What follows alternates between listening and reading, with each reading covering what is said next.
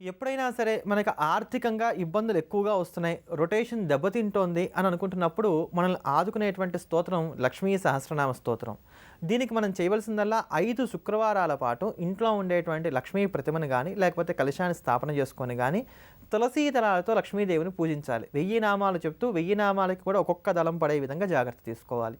ఒకవేళ అన్ని తులసీ దళాలు దొరకకపోతే కనీసం తులసి ఆకులైనా సరే దగ్గర పెట్టుకొని ఆ ఆకులతోనే సరే అమ్మవారిని పూజిస్తూ అమ్మవారికి బెల్లపు పరవానాన్ని ప్రతి శుక్రవారం కూడా నైవేద్యంగా అర్పణ చేస్తూ వచ్చినట్లయితే కనుక ఎంతటి దోషంలో నుంచి సరే మనం బయటపడడానికి, తిరిగి రొటేషన్ సాగించుకోవడానికి, మనకు వస్తున్నటువంటి ఆర్థిక ఇక్కట్ల నుంచి మనం తట్టుకోవడానికి గాను అవకాశాలు ఖచ్చితంగా ఏర్పడతాయి. అంతటి విశేషమైనటువంటి స్తోత్రం లక్ష్మీ సహస్రనామ స్తోత్రం. అయితే తులసి ఆకులు కానీ తులసి దళాలు కానీ ఇవి ఖచ్చితంగా ఉండాలి. వాటితోనే పూజించాలి. బెల్లపు పరవానాన్ని నైవేద్యం పెట్టాలి. ఈ బెల్లపు పరవానాన్ని నైవేద్యం పెట్టేటప్పుడు కూడా మనం తీసుకోవాల్సిన జాగ్రత్త ఏంటంటే, సాధారణంగా మనం ఏం చేస్తాం, పాలతో పరవాన్నం అంతా ఉడికిపోతున్నప్పుడు చివరిలో ఈ బెల్ల తురుము వేయడం అనేది జరుగుతూ వస్తుంది. అలా కాకుండా బెల్లపు నీటిలోనే ఎసరు పోసి బియ్యాన్ని ఉడకనివ్వాలి. బెల్లపు నీటిలో ఎసరు పోసి చక్కగా బియ్యాన్ని ఉడకనివ్వాలి. చాలాసేపు పడుతుంది ఉడకడానికి, మెల్లగా నిదానంగా ఉడుకుతుంది. అలా ఉడుకుతున్నప్పుడు చిట్ట చివరిలో కాస్త పాలు పోసి దించుకోవాలి. ఇలా తయారైనటువంటి పరవానాన్ని కనుక అమ్మవారికి నైవేద్యం పెట్టినట్లయితే ఖచ్చితమైనటువంటి ప్రభావం కలుగుతుంది. ఇందులో కూడా కొంచెం జాగ్రత్తగా కొద్దిగా పచ్చకర్పూరం, అలానే కొద్దిగా జాపత్రి, ఈ రెండింటిని కలపాలి. కొద్దిగా పచ్చకర్పూరం, కొద్దిగా జాపత్రి, ఈ రెండింటిని కలిపి ఇంకొంచెం శ్రద్ధ కలిగినట్లయితే కుంకుమ పువ్వు కూడా చేర్చుకోవాలి. కుంకుమ పువ్వు, జాపత్రి, అలానే పచ్చకర్పూరం చాలా కొద్దిగా కలపాలి. ఇలా చేసినట్లయితే కనుక త్వరగా ప్రభావం కలిగి త్వరగా మనకు ఉండేటువంటి కష్టాల్లో నుంచి మనం బయటపడడానికి, ఆర్థికంగా పుష్టిని సాధించుకోవడానికి కానీ ఆస్కారాలు ఏర్పడతాయి. 5 శుక్రవారాల్లో ఎక్కడ బ్రేక్ రాకూడదు. ఎక్కడైనా బ్రేక్ వచ్చినట్లయితే మళ్ళీ మొదటి నుంచి చేసుకోవాల్సినటువంటి అవసరం మాత్రం ఏర్పడుతుంది. దీన్ని మాత్రం జాగ్రత్తగా దృష్టిలో ఉంచుకోవాలి. అంతటి అమోఘమైనటువంటిది లక్ష్మీ సహస్రనామ స్తోత్రం. అంతటి ప్రభావపూర్ణమైనటువంటి ఆ లక్ష్మీ సహస్రనామ స్తోత్రాన్ని శ్రవణం చేద్దాం. మహాలక్ష్మి యొక్క దివ్యమైనటువంటి కటాక్షాన్ని పొందుదాం.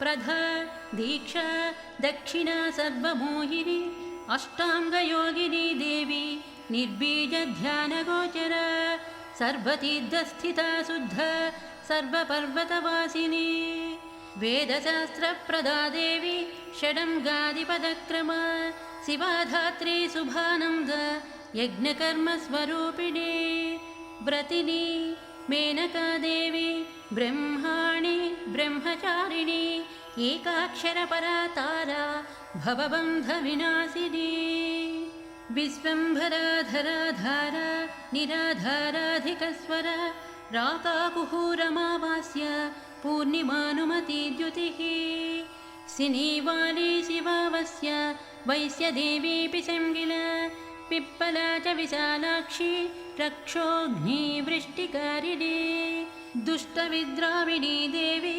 सर्वोपद्रवनाशिनी शारदा सरसंधाना सर्वशास्त्रस्वरूपिणी युद्धमध्यस्थिता देवी सर्वभूतप्रभञ्जनी अयुद्धायुद्धरूपा च शान्ता शान्तिस्वरूपिणी.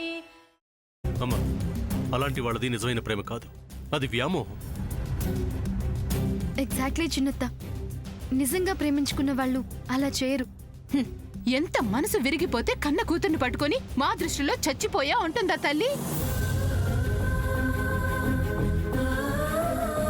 అది సరే అమ్మా, తన కూతురుతో తన మాట అనేటప్పుడు ఆమె మాటల్లో వ్యథ, కళ్ళల్లో బాధ గమనించావమ్మా? పెద్దబాబుకు బర్త్డే విషెస్ చెప్పు కూడా వెళ్ళాం కదా. ఊరికే ఎలా కాలిపోతుంది? మంట పెడితేనో పడితేనో తగలబడుతుంది.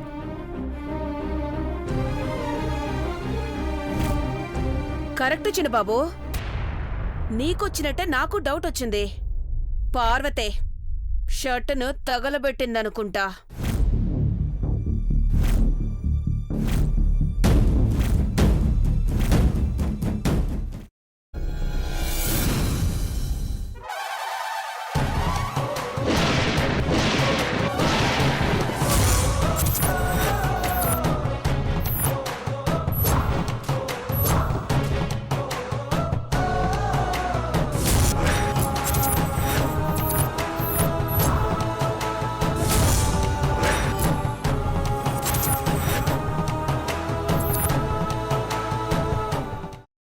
కున్న తర్వాత పొట్టు తీసేసి చాప్ చేసి పక్కన పెట్టుకోవాలి.